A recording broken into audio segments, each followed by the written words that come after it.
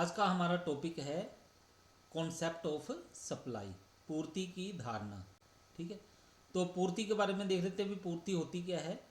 किसी वस्तु की पूर्ति से अभिप्राय उस वस्तु की उन मात्राओं से है जिन्हें एक विक्रेता विभिन्न कीमतों पर एक निश्चित समय में बेचने को तैयार होता है।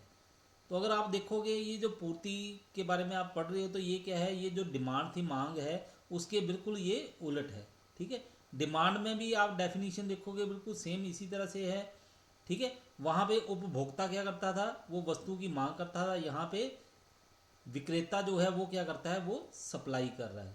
ठीक है, और डेफिनेशन देखो बिल्कुल उसी तरह से बन रही है। आम बोलचाल की भाषा में पूर्ति तथा स्टॉक शब्द का प्रयोग एक ही अर्थ में किया जाता है, परंतु अर्थशास्त्र में इन शब्दों के विभिन्न अर्थ होते हैं।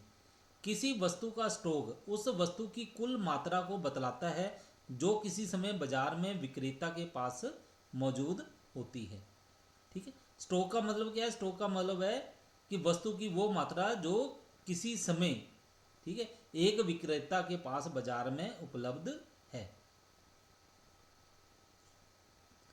जबकि पूर्ति स्टॉक का वह भाग है जो कि विक्रेता एक निश्चित समय अवधि तथा निश्चित कीमत पर बेचने को तैयार होता है।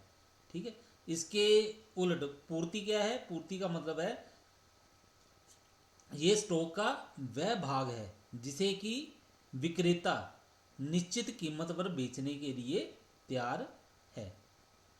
ठीक है, अब ये ध्यान रखना चाहिए कि अर्थशास्त्री पूर्ति तथा पूर्ति की मात्रा संबंधी धारणाओं में अंतर करते हैं। उनके अनुसार पूर्ति की मात्रा यानी कि क्वांटिटी सप्लाइड से अभिप्राय किसी वस्तु की वह मात्रा है जिसकी एक निश्चित कीमत पर निश्चित समय में पूर्ति की जाती है। इसके विपरीत पूर्ति से अभिप्राय है कि किसी वस्तु की वह मात्राएं जिन्हें उत्पादक एक निश्चित समय में विभिन्न कीमतों पर बेचने के लिए तैयार होता है। ठीक, तो ये हमने इंट्रोडक्शन से दे दी है। अब हम पढ़ के देखते हैं ये क्वांटिटी सप्लाइड ये होती क्या है। ठीक है, पूर्ति की मात्रा से अभिप्राय किसी वस्तु की उस मात्रा से है जो विक्रेता एक विशेष कीमत पर बेचते हैं। ठीक है, तो क्वांटिटी सप्लाइड क्या है? Quantity supplied refers to a specific quantity intended to be sold against a specific price. इसके बाद देखते हैं हम लोग कि सप्लाई क्या होती है, जिसे पूर्ति कहा जाता है। पूर्ति से अभिप्राय किसी वस्तु की उन विभिन्न मात्राओं से है जिन्हें विक्रेता विभिन्न कीमतों पर बेचने के लिए इच्छुक होते हैं। Supply refers to the whole supply schedule showing different quantities of a commodity the producers are willing to sell corresponding to different possible prices. इसके बाद है स्टॉक। ठीक है, ऊपर आपको पहले इंट्रोडक्शन के समय इन तीनों के बारे में बता दिया था। ठीक है, अब इनकी डेफिनेशन जो है वो देख लो क्या होती है। स्टॉक क्या होता है? स्टॉक से अभिप्राय किसी वस्तु के उस कुल उत्पादन से है जो उत्पादक के पास बिक्री के लिए उपलब्ध होता है, परंतु उत्पादक उसे बाजार में प्रचलित कीमत पर बेचने के लिए इच्छुक हो भी सकता है तथा नहीं भी हो सकता है। ठीक है, stock refers to the total amount of a commodity available with the product for sale but he may or may not be willing to sell any part of the stock at the existing market price. ठीक है, इसके बाद है हमारे पास supply schedule. तो ये supply schedule क्या है? ये बिल्कुल उसी तरह से है जैसे आपने डिमांड शेड्यूल पढ़ा था। ठीक है, ये जो सप्लाई के बारे में आपने जो पढ़ा है उसी को अगर एक टेबल के रूप में दिखाया जाए, एक सारणी के रूप में दिखाया जाए, तो हम उसको बोलते हैं सप्लाई शेड्यूल। ठीक है, पूर्ति अनुसूची। तो ये क्या होती है supply schedule? Supply schedule is a table showing various quantities of a good that sellers would supply at various prices during some time period other things being equal. तो ये क्या बोला जा रहा है? इसमें कहा जा रहा है कि पूर्ति अनुसूची वह तालिका है जो प्रकट करती है कि अन्य बातें समान रहने पर किसी निश्चित समय अवधि में किसी वस्तु के विक्रेता उस वस्तु की विभिन्न कीमतों पर उसकी कितनी मात्रा की पूर्ति करेंगे। ठीक है, तो सिंपल शब्दों में क्या है, ये जो आपने सप्लाई के बारे में पढ़ा है उसी को जब एक टेबल के रूप में दर्शाते हैं तो हम उसको बोलते हैं सप्लाई शेड्यूल।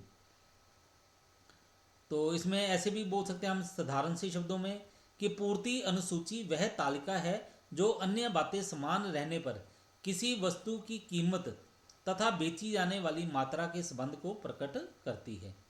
तो ये जो पूर्ति अनुसूची जो है ये भी दो तरह की हो सकती है।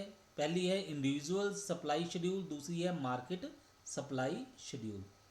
तो डिमांड शेड्यूल में भी आपने ऐसे पढ़ा था, इंडिविजुअल डिमांड शेड्यूल पढ़ा था, यहाँ पे है इंडिविजुअल सप्लाई शेड्यूल।